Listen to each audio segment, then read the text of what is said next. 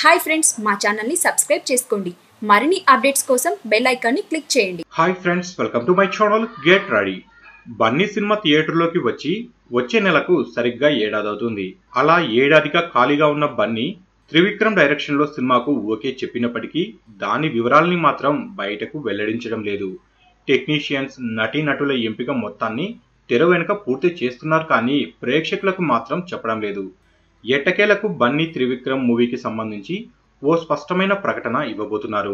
ఉగాది సందర్భంగా ఈ శనివారం Bunny Trivikram movie regular shooting వివరాలను బయట పెట్టబోతున్నారు. అదే రోజు ఈ సినిమా హీరోయిన్ ను కూడా అఫీషియల్ గా ప్రకటించే ఛాన్స్ ఉంది. ఈ సినిమాలో పూజా హెగ్డేను హీరోయిన్ గా తీసుకున్నారు. గతంలో బన్నీ పూజా హెగ్డే కాంబోలో డీజే సినిమా వచ్చింది. అంతేకాదు, త్రివిక్రమ్ డైరెక్షన్ లో వచ్చిన అరవింద సమేత సినిమాలో కూడా పూజా హెగ్డే నటించింది. సుమారు 80 కోట్ల భారీ బడ్జెట్తో గీతా ఆర్ట్స్, హారిక హాస్ని సంస్థలు సంయుక్తంగా ఈ సినిమాను నిర్మించబోతున్నాయి. నిజానికి ఈ ప్రాజెక్టు కోసం ముందుగా ఓ రీమేక్ సబ్జెక్ట్ అనుకున్నారు. హిందీలో హిట్ అయిన ఓ సినిమాను రీమేక్ చేద్దామనుకున్నారు. కానీ రైట్స్ దక్కించుకునే విషయంలో ఏకాభిప్రాయం కుదరకపోవడంతో ఓ కొత్త కథతో బన్నీ త్రివిక్రమ్ సెట్స్ పైకి రాబోతున్నారు. తమన్ ఈ సినిమాకు సంగీతాన్ని అందించబోతున్నారు. సునీల్ ఈ చిత్రంలో ఓ కీలక పాత్రలో కనిపించబోతున్నట్లుగా సమాచారం.